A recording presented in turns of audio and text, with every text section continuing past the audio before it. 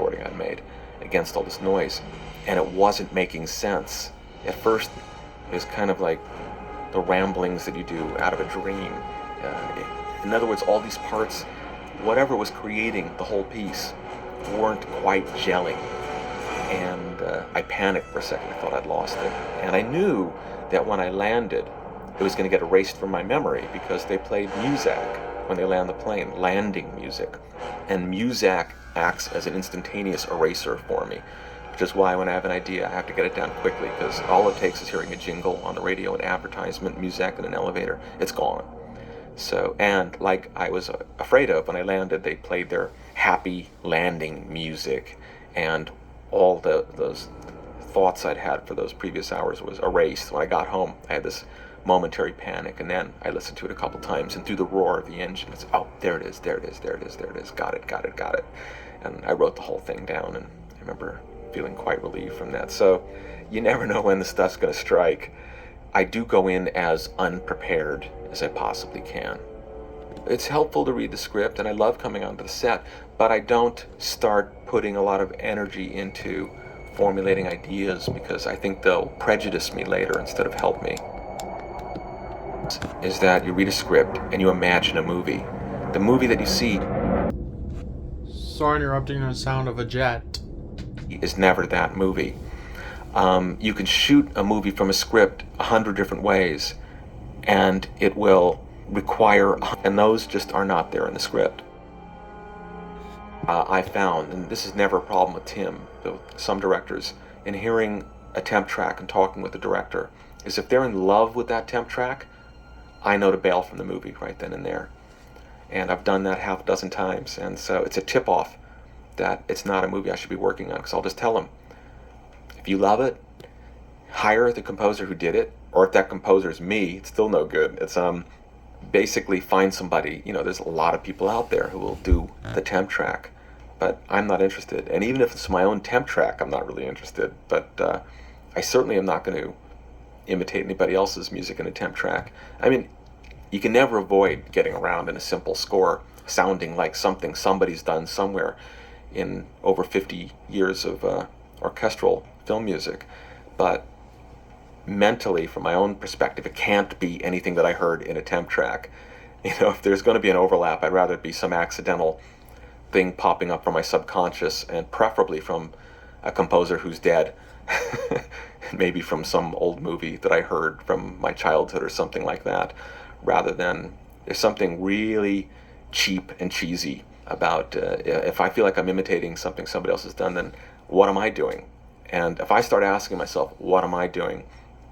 I got to bail quick, because I get into a state that you do not want to be around. Nobody wants to be around. It's really a nasty state of mind. Once I start asking myself that question, what the hell am I doing on this movie? Just getting paid, that's not enough. I become one unhappy camper. When it's a tight schedule, and when there's just enough time, and when there's not enough time.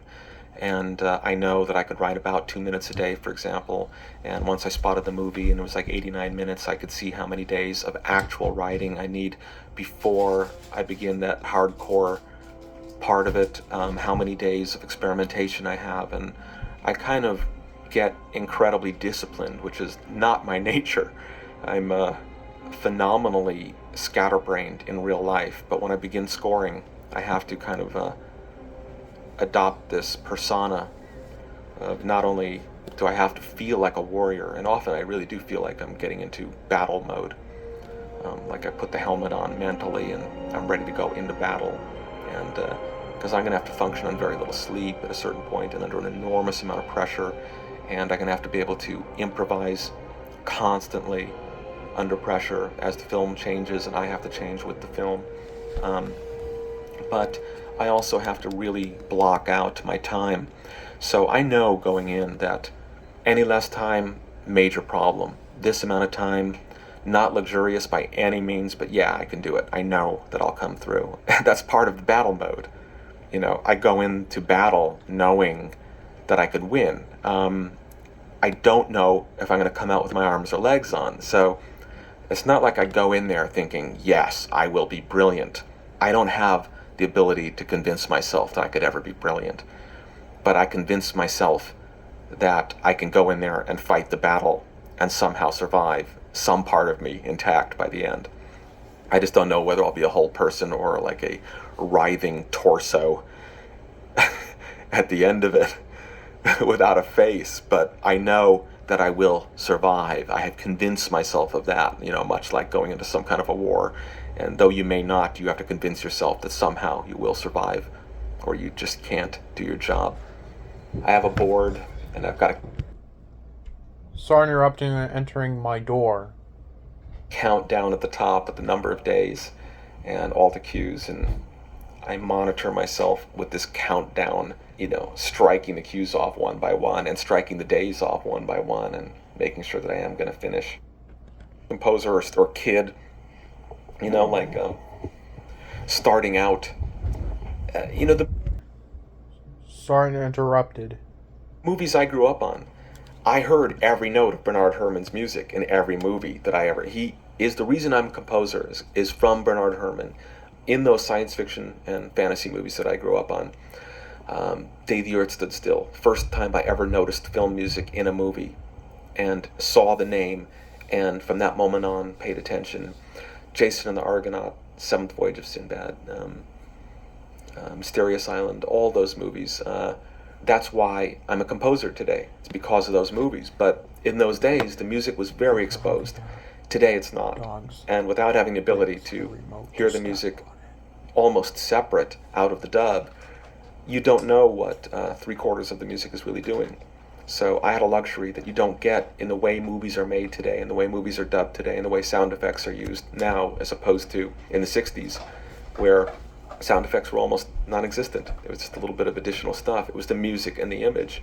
So I had a luxury that a 12-year-old coming up today doesn't have, except listening to the music separate on a DVD like this. It's the only way they'll really know what a composer is actually doing moment to moment against a picture. The process in my own mind where I'm putting together the elements of a jigsaw puzzle at the beginning of a score, and I have to have all the key components really clearly defined in my head. And there might be 3 or 4, there might be 7 or 8 different melodic or rhythmic pieces that I'm going to continually come back to. So I think mentally I kind of define them. Maybe I give them a visual look in my head, or I know where they live in my brain. So as I'm writing, now I'm kind of diving into cues and going through 3, 4, 8, 9 minutes of solid, crazy music. Those pieces are always there, and I could bring them out whenever I want to. I mean, I like writing in a way that if you just watch the picture and hear the music, you'll know what's happening. Or if you close your eyes then a second time and listen to the music, you can picture exactly what's happening.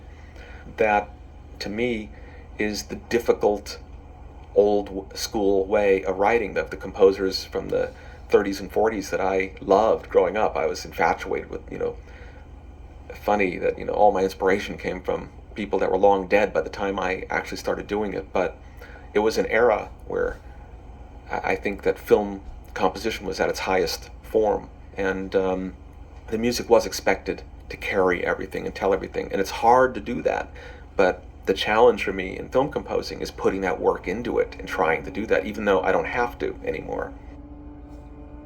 Most directors I've worked with, because he reacts totally on instinct. He doesn't break down his work. He never intellectualizes it at all.